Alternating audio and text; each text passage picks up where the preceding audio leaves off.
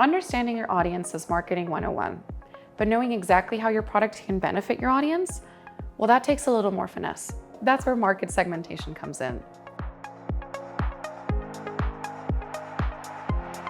This process allows you to analyze your target audience and segment that broad market into defined clusters based on various factors and traits. The objective is to help you better understand and meet your audience's needs, so you can refine and optimize your marketing campaigns while attracting the right kind of customer. I'm Ceci, and in this video, we'll take a deep dive into the topic of market segmentation. We'll explain the different types of segmentation used by marketers, explore its benefits, and expand on how it relates to subjects like targeting, messaging, and positioning. Sound good? Then let's start by defining market segmentation. Market segmentation is the process of dividing a broad target market into subsets or cohorts of customers who share common characteristics, needs, priorities, and behaviors.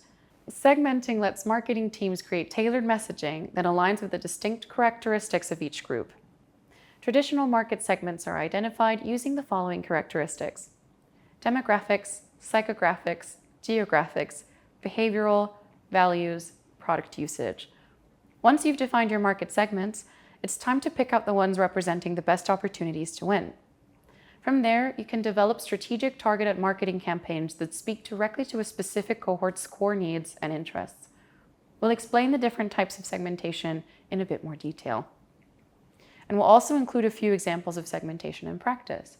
Let's jump right in. Demographic segmentation. Demographic segmentation helps you create distinct groups based on age, location, socioeconomic background, income, gender, race, sexuality, family size, interests, you name it. This way, you can get a better idea of your audience. It's the most commonly used form of segmentation because it's essentially the root of all of our spending habits. Where we live defines where we buy things, where we work influences what we buy, and how much we spend heavily depends on how much we earn. For example, T-Mobile's 2019 campaign targeting baby boomers pinpointed what older adults sought when buying a phone: the ability to connect with family and friends.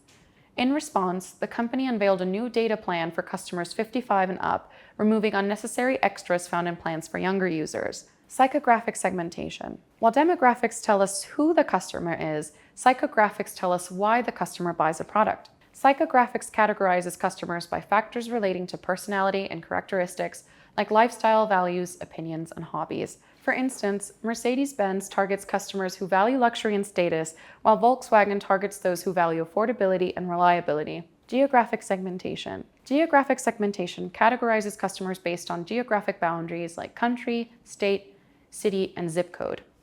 For example, a company that sells waterproof outerwear would have an easier time targeting markets in states like Washington rather than Arizona. Behavioral segmentation. Behavioral segmentation divides consumers by behavior patterns when they interact with a business. This means you'd consider their knowledge of a product, what they like or dislike about it, how often they interact with certain features, and so on. Netflix uses behavioral segmentation brilliantly, with each user receiving unique recommendations based on their viewing behaviors. Around 80% of Netflix views come from these recommendations.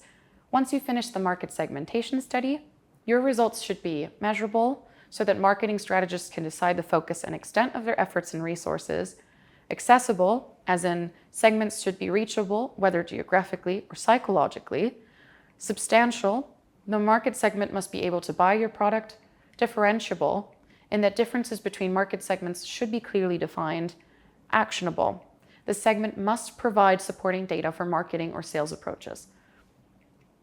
What are the benefits of market segmentation?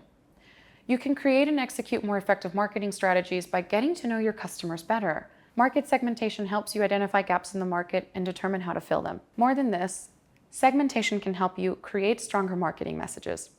Instead of vague, generic messaging, you can develop stronger direct messaging that speaks to the unique needs and characteristics of your target audience. Find out what works.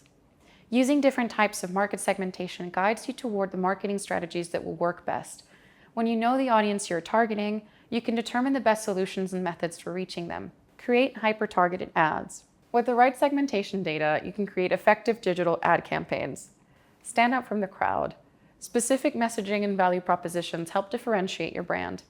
By focusing on specific customer needs and characteristics, you can deliver products that uniquely serve them, which inevitably leads to stronger customer bonds and lasting brand affinity. Identify niche market opportunities. When you segment your target market, you can identify parts of the industry that can be served and utilized in new ways. Once you've pinpointed these undeserved markets, you can develop new products and services to serve them. So now you have an idea of what segmentation can help you achieve. Let's get into the relationship between market segmentation, targeting, and positioning. Segmentation, targeting, and positioning is among the most popular marketing models because it helps marketers prioritize propositions and develop personalized, relevant messages. STP is also the journey you take to position your brand in the minds of consumers. It's the difference between yours and your competitor's products. So we've already discussed in great detail the first part of this model, segmentation, but let's briefly take a look at the other parts that make up this model, targeting and positioning. Targeting. Once you've collected the relevant data through market segmentation, you can then use it to identify your target market.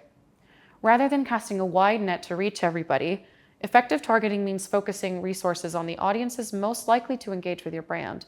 Product positioning.